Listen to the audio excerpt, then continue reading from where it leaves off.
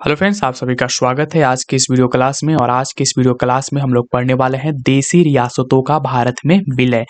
तो आज हम जानेंगे कि किस तरह से देशी रियासतों का भारत में विलय हुआ। ठीक है, देखिए जब यहाँ पर भारतीय स्वतंत्रता अधिनियम 1947 आया था तो उसके अंतर्गत ये कहा गया था कि जो देशी रियासत होंगे वो चाहे तो स्वतंत्र रह सकते हैं या फिर चाहे तो वो पाकिस्तान या भारत में जा सकते हैं। ठीक है, तो उनके पास ये स्वतंत्रता थी।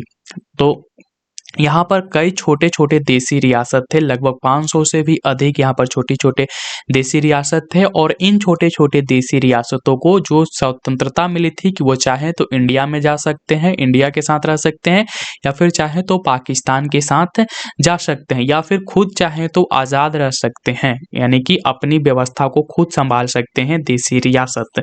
तो इन्हीं छोटे छोटे देशी रियासतों को भारत में मिलाने का जो काम था वो सरदार वल्लभ भाई पटेल एवं वीपी मेनन के द्वारा किया गया था। और इस कार्य के वजह से ही, यानी कि देशी रियासतों का भारत में विलय करने के वजह से ही यहाँ पर सरदार वल्लभ भाई पटेल को लौह पुरुष की संज्ञा दी जाती है। उन्हें लौह पुरुष के नाम से जाना जाता है, सरदार वल्लभ भाई पटेल को। ठीक है, और उनके साथ थे बीपी मेनन, जो कि ये दो व्यक्ति थे जिन्होंने देशी रियासतों के विलय में महत्वपूर्ण भूमिका निभाया। चलिए आगे देखते हैं। अब हमें यहाँ से देखना है रियासतों को भारत में सम्मिलित करने के लिए सरदार वल्लभ भाई पटेल के नेतृत्व में रियासती मंत्रालय बनाया गया। तो यहाँ पर जो रियासत थे, जो छोटे छोटे देशी रियासत थे, इनको भारत में सम्मिलित करना जरूरी था। और आज़ादी के बाद ये दूसरा सबसे बड़ा महत्वपूर्ण काम था एक तरह से देखा जाए तो। इसके लिए यहाँ पर एक मंत्रालय बनाया जाता है जो कि रियासती मंत्रालय के नाम से जाना गया। और इस मंत्रालय का जो नेतृत्व कर रहे थे वो थे सरदार वल्लभ भाई पटेल। और सरदार वल्लभ भाई पटेल ने बहुत ही अच्छा कार्य किया था और इसी वजह से इनको लौह पुरुष यानी कि आयरन मैन ऑफ इंडिया के नाम से भी जाना जाता है। इस बात को भी आप ध्यान में रखिएगा। देखिए यहाँ पर कई छोटे छोटे रियासत थे, उनको कई अलग अलग तरीकों से यहाँ पर क्या किया गया, भारत में विलय किया गया। जैसे यहाँ बताया गया है कि जूनागढ़ रियासत को जनमत संग्रह के माध्यम से, जनमत संग्रह के आधार पर क्या किया गया, भारत में मिलाया गया। लोगों के जनमत संग्रह के आधार पर क्या कर लिया गया, भारत में मिलाया गया जूनागढ़ रियासत को। तो सवाल यहाँ पर बनेगा कि जूनागढ़ रियासत को कैसे मिलाया गया, तो जनमत संग्रह के आधार पर भारत में मिलाया गया।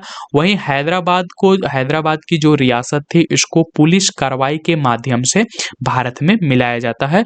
पुलिस कार्रवाई की जाती है और फिर इसको मिलाया जाता है। साथ ही साथ हम यहाँ पर देखेंगे कि जम्मू का जो रियासत थी उसको विलय पत्र पर हस्ताक्षर के माध्यम से भारत में मिलाया जाता है। तो ये तीन रियासतों के बारे में यहाँ पर बताया गया और इन तीनों को ध्यान में रखना है क्योंकि ये महत्वपूर्ण है। ठीक है, चलिए देखिए यहाँ पर नोट डालकर लिखा हुआ है कि देशी रियासतों को भारतीय संघ का अंग बनाने में, ठीक है, जो देशी रियासत थे उनको भारतीय संघ के अंग बनाने के लिए यहाँ पर सरदार वल्लभ भाई पटेल एवं बीपी मेनन ने महत्वपूर्ण भूमिका अदा की।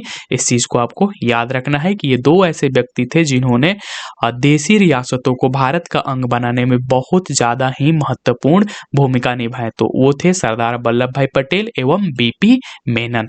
ठीक है, नेक्स्ट जो हमारी वीडियो आएगी, ये छोटी सी वीडियो थी, नेक्स्ट जो हमारी वीडियो आएगी वो आएगी संघ एवं उसके राज्य क्षेत्रों के बारे में, जो हमारा है उस पर कि संघ एवं राज्य क्षेत्र।